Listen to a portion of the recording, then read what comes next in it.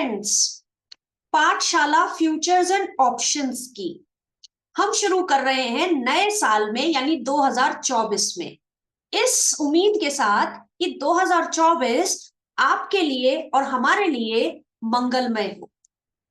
ये एक बड़ी ही इंपॉर्टेंट सीरीज है और इनफैक्ट मैं तो ये कहूंगी, अगर आप ट्रेडर हैं तो चाहे आपको कैश मार्केट समझ आता है या नहीं आता, टेक्निकल एनालिसिस आपको समझ आती है या नहीं आती, फ्यूचर्स एंड ऑप्शंस तो मस्ट है।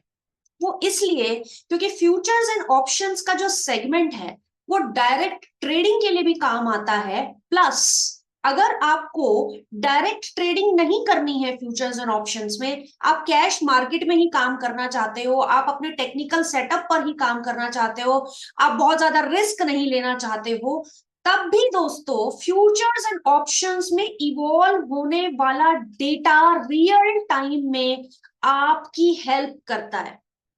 तो अगर दोनों ही नजरिए हैं, पहला मैं एक डायरेक्ट फ्यूचर्स एंड ऑप्शंस का ट्रेडर बनना चाहता हूं, या मुझे फ्यूचर्स एंड ऑप्शंस की समझ को अपना के सिर्फ कैश मार्केट में अपने टेक्निकल सेटअप पर ट्रेड करना है, दोनों ही चीजों को कंप्लीट करता है ये प्लेलिस्ट। इसकी अहमियत इस तरह से आप समझ सकते हैं कि यहां पर इंडिया में एनएससी में सबसे ज्यादा ट्रेड होता है on a daily basis volume के हिसाब से। क्या मतलब, जितना अगर 100 ट्रेडर एक दिन में काम करता है, to 80 to 85% of the traders they work in futures and option segment. तब आप खुद ही सोचिए, क्या इस सेगमेंट की महत्व है या नहीं? बिल्कुल है। जिस पर्टिकुलर बाजार में, जिस पर्टिकुलर सेगमेंट में सबसे ज्यादा ट्रेडर्स काम करते हैं, उस बाजार में कितना कुछ होगा, उस बाजार में कितनी अपॉर्चुनिटीज होंगी डायरेक्ट पार्टिसिपेशन के लिए। दूसरी चीज, जहां सबसे ज्यादा पैसा आ रहा और जा रहा है दिन के दौरान, उस मार्केट में होने वाली हलचल से पूरे मार्केट सेगमेंट यानी कैश मार्केट के सेगमेंट पर भी इंपैक्ट होना लाजमी है। तो समझ रहे हैं आप कितना स्ट्रॉन्ग और पावरफुल ये एरिया है, जिसको हम लोग इग्नोर नहीं कर सकते, और अगर हम ट्रेडर हैं तो बिल्कुल भी नहीं कर सकते। Please understand, futures and options directly traders के लिए अहमियत रखता है। मैं ये नहीं कहती इसमें इन्वेस्टर्स के लिए कुछ नहीं है, इन्वेस्टर्स के लिए भी है। जब सही समय आएगा तो मैं अपना वीडियो बनाऊंगी किस तरीके से इन्वेस्टर को भी एफएनओ की जानकारी होनी चाहिए अपनी पोजीशंस को हेज करने के लिए। हेजिंग के लिए ही फ्यूचर्स एंड ऑप्शंस का निजात हुआ था, लेकिन इसकी इतनी गहराई है, इसमें इतनी डेप्थ है एफएनओ के मार्केट में कि अब ये ट्रेडर्स फेवरेट हो गया है। तो आप भी फ्रेंड्स इसको अपना फेवरेट सेगमेंट बना लीजिए। इस प्लेलिस्ट को step by step 1 2 3 and so on इस तरीके से आप देखिए।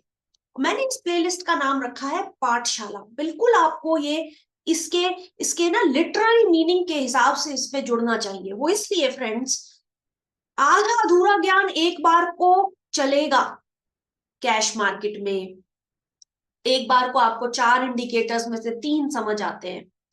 टेक्निकल एनालिसिस में भी मैं कहती हूँ कि कहीं ना कहीं चलेगा, काम चल जाएगा। लेकिन फ्यूचर्स एंड ऑप्शंस का जो सेगमेंट है, या तो आपको आता है पूरी तरह या फिर आपको बिल्कुल नहीं आता। ध्यान रखिए इस बात को, डे 1 पे ही, पहली ही वीडियो में मैं आपको ये बात कह रही हूं, ये सबसे इंपॉर्टेंट बात है। या तो सब कुछ आना चाहिए या बिल्कुल नहीं करिए इसको, फ्यूचर्स एंड ऑप्शंस में एंटर मत कीजिए। इसीलिए कहती हूं कि पाठशाला में जितने भी वीडियोस बना रही हूं, मैं मेहनत कर रही हूं सिस्टमैटिकली आपके लिए, एक के बाद एक वीडियो जो बनना चाहिए, एक के बाद एक सीरीज या एक के बाद एक जो लेक्चर आपको पता होना चाहिए, एक के बाद एक जो कंसेप्ट आपको समझ आना चाहिए, मैं आपको बता रही हूं। आप ले लीजिए पेन और पेपर, इस तरीके से एक नोटबुक ले लीजिए, लिख लीजिए और समझते जाइए एक एक चीज को। आपसे हाथ जोड़कर विनती है, शुरू में ही कूद के एक्साइटेड होके ट्रेड नहीं करना है। ऑल्दो इस पूरी सीरीज में आपको बहुत सारे ऐसे एरियाज मिलेंगे, जब आप रिटर्न्स की कहानी सुनेंगे ना, कि इतने मैग्निफाइड रिटर्न्स होते हैं, 200%, 300%, 500% रिटर्न्स आप कमा सकते हैं, तो एक टेम्पटेशन आपके अंदर आएगी फ्रेंड्स, और वो बड़ी ही नेचुरल है। अगर आप एक नए ट्रेडर हो, मैं भी इन सब चीजों से गुजरी हूं, इसीलिए मैं आपके साथ अपने एक्सपीरियंसेस भी शेयर करती हूँ। एक जो टेम्पटेशन है, आपको प्लीज रोकनी है। मैं नहीं चाहती कि आपका experience futures and option segment में एक नेगेटिव सेटबैक हो, क्योंकि फ्रेंड्स अगर रिटर्न 200% हो सकता है इस मार्केट में, इस पर्टिकुलर सेगमेंट में, तो इसी मार्केट में आपकी कैपिटल जीरो भी हो सकती है, और -200%, 300%, 500% का लॉस भी हो सकता है। माइनस का मतलब क्या? कैपिटल ड्रॉ हो सकती है, ओवर ड्रॉन हो सकती है, जीरो हो सकता है, और आपको अपने घर से लाकर पैसा भी चुकाना पड़ सकता है। तो दोनों ही चीजें हैं, सिर्फ ये नहीं है कि रातों रात अमीर बनने का एक जरिया है फ्यूचर्स एंड ऑप्शंस, और मैं आपसे कहूं कि इसे आप कीजिए, पूरा समझ लीजिए, पेपर ट्रेडिंग कर लीजिए, बैक टेस्टिंग कर लीजिए, कम पैसे से स्टार्टिंग में 6 महीने से साल भर तक प्रैक्टिस कर लीजिए।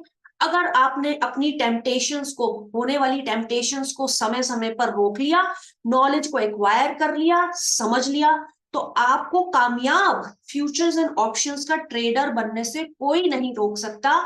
इसी ध्येय के साथ हम 2024 में फ्रेंड्स ये पर्टिकुलर प्लेलिस्ट स्टार्ट कर रहे हैं।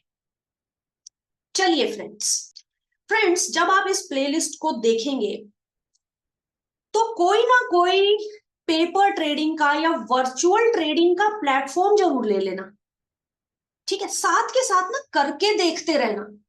जो जो चीजें मैं आपसे कह रही हूं, डिस्कस करूंगी, एक एक कंसेप्ट पे हम बात करेंगे, उसको रियल मार्केट में इवॉल्व होते हुए खुद भी देख लेना।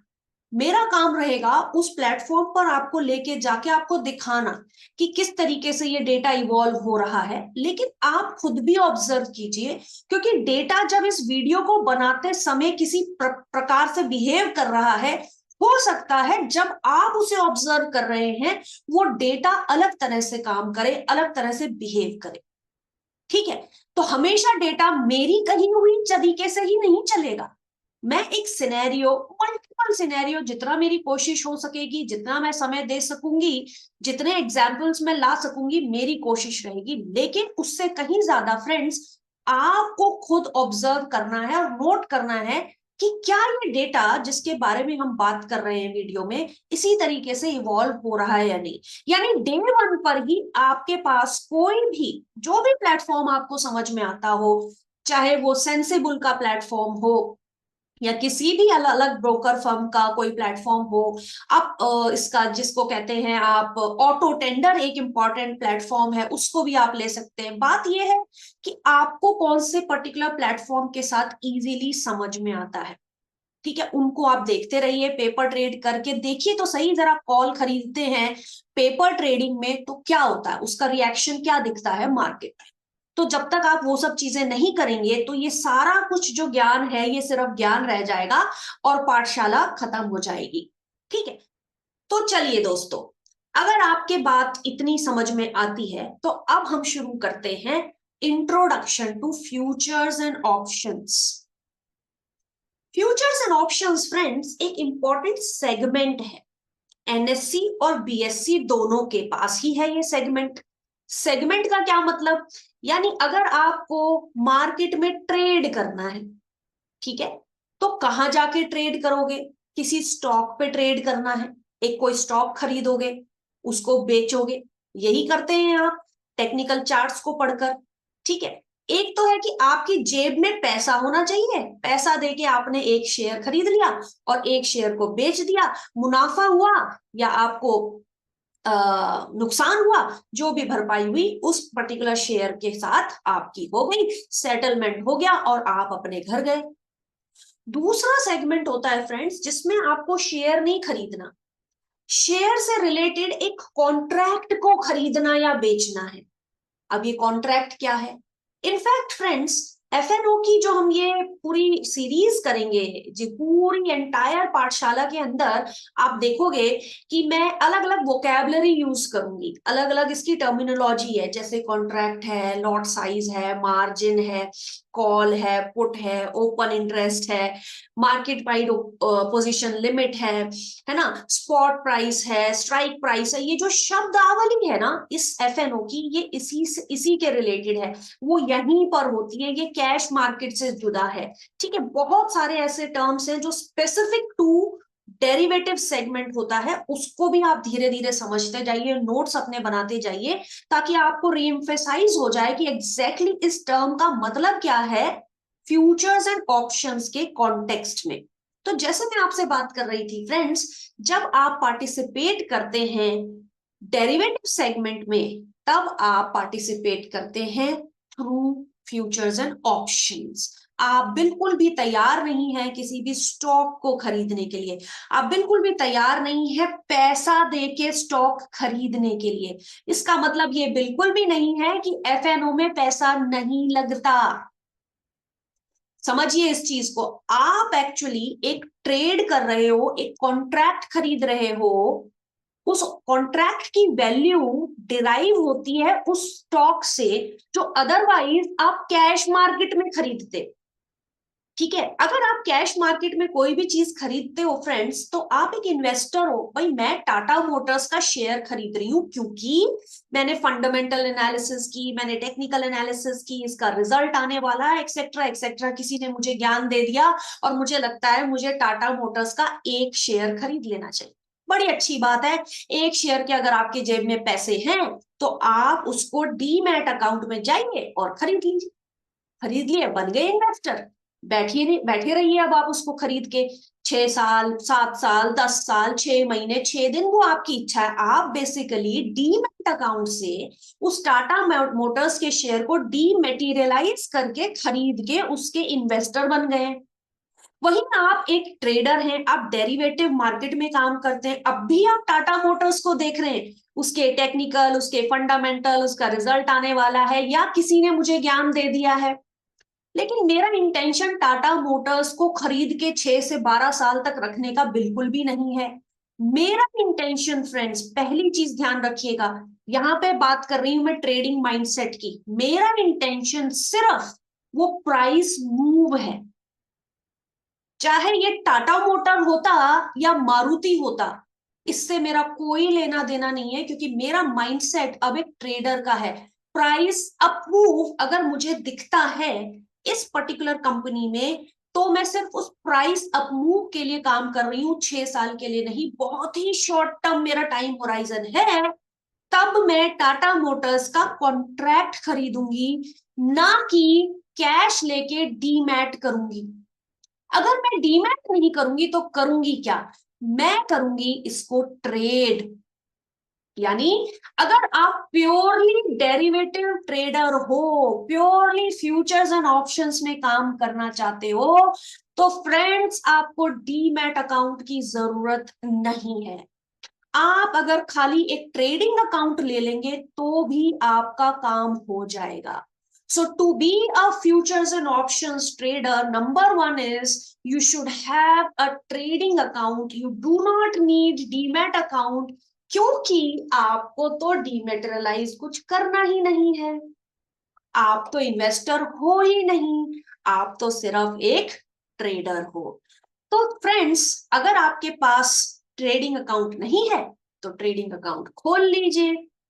अगर आपके पास कोई प्लेटफॉर्म नहीं है जहां से आप पेपर ट्रेडिंग को कर लें और समझ लें, तो उसको भी ले लीजिए और मेरे साथ इस पर्टिकुलर सीरीज में स्टेप बाय स्टेप जुड़े रहिए।